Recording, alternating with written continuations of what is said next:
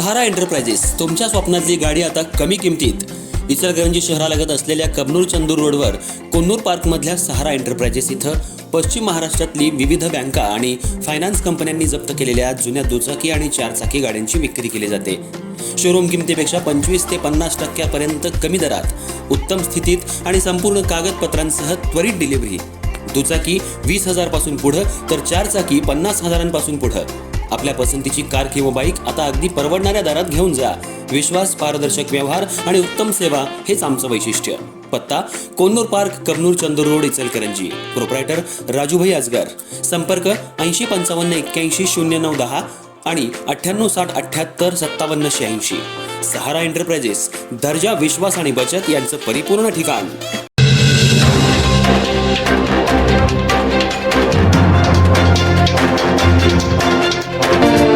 नमस्कार, मी तेजस्विनी मगदूम. एम मराठीमध्ये आपल्या सर्वांचं स्वागत आहे. पाहूयात ठळक घडामोडी. इचलकरंजी महानगरपालिका निवडणुकीच्या पार्श्वभूमीवर इचलकरंजी गावभाग परिसरातील दीपक कोरे यांना कार्यकारी दंडाधिकारी इचलकरंजी यांनी निवडणूक काळाकरिता हातकणंगले तालुका परिसरातून हद्दपार केला होता.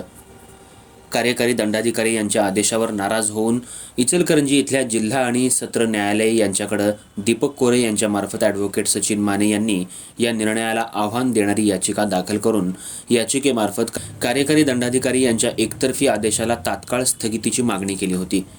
या कामी आज जिल्हा न्यायालय यांच्याकडे तात्काळ सुनावणी होऊन हद्दपार निर्णयाला स्थगिती देण्यात आली.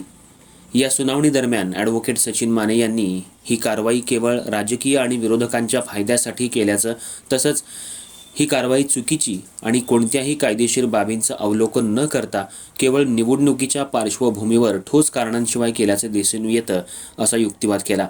हा युक्तिवाद ग्राह्य मानून दीपक कोरे यांच्या हद्दपारीचा आदेश याला तात्काळ स्थगिती देण्यात आली.